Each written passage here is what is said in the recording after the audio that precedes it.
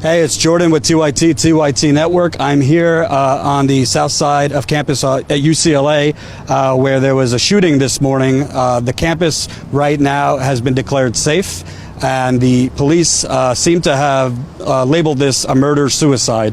It happened around 10 a.m. Pacific time this morning at UCLA campus around Bolter Hall, which in this area there's engineering students, among other things. In the beginning, the campus was locked down almost for 2 hours. I have some students, actual media members here, who were kind of in the middle of this right now. You have students who have been locked down for about 2 hours, kind of going around, going to class, you know, whatever, what may have you, but they were pretty much on lockdown as they tried to figure out what was happening. The shooter was active, and now it's been declared a murder-suicide. I don't have the information yet. There might be information coming out as I'm speaking to you on the nature of what this murder-suicide was about, what the motives was, who the shooter was.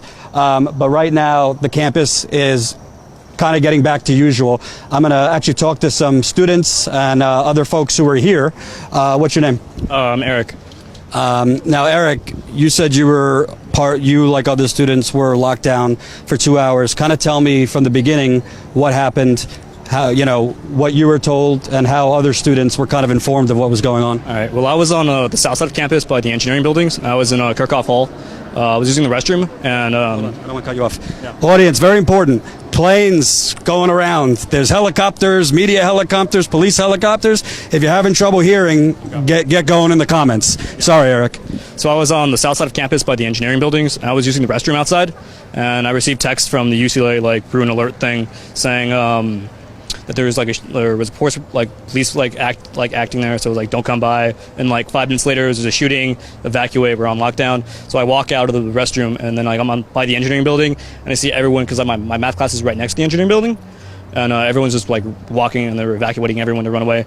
And then I'm walking away. Set the scene. I'm assuming people weren't just casually walking. Were there a lot of freaked out people? No, actually. Everyone was evacuating, but it wasn't really rushing, because we were all kind of outside, and we were just casually walking out from class because we didn't really know what was going on. And I saw some people going upstairs into the second floor buildings, and other people just running towards the North Campus.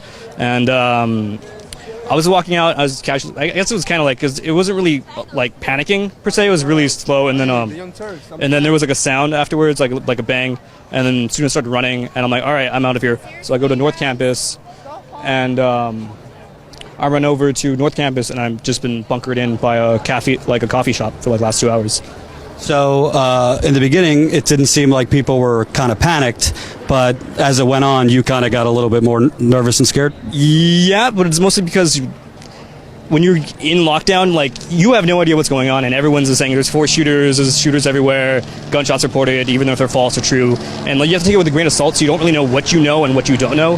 And the fact that you feel so powerless in your own knowledge makes you panic, in a sense.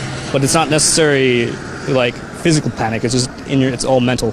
Right. Yeah. Talk to me about you were in lockdown in the coffee shop. Were you guys getting kind of mixed signals between social media and the university sending out information about what was actually going on? For the most part, I felt like the news didn't actually report what was going on for half an hour. Where I was getting most of my news were just from student apps here, just communication group apps like Yik Yak or something like that. And I was on So what kind of apps? Yik Yak. It's just a college group text app or something. And I'm off Reddit, off news media, and whatever everyone else was getting from, and that was kind of it.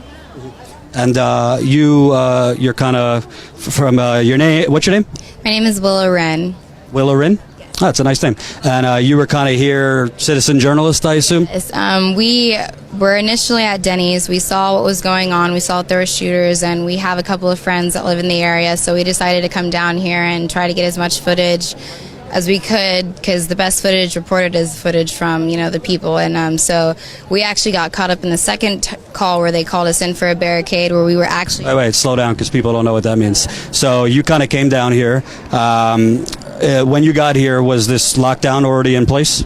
lockdown was already in place. There were several choppers. There were SWAT team walking around. A lot of parents in distress, just kind of standing, waiting to find out where their kids were. The helicopters were initially right over this building when we first came.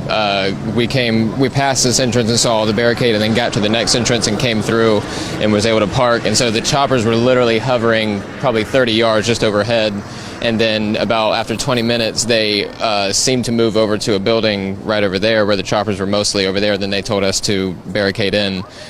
So about 10 minutes after, it seemed like the action had moved from wherever we were safe. And then they basically came and said, all right, we need to start, taking into cover. So we went in and we went into a back classroom where they escorted us office. And then they took us to a larger lecture hall.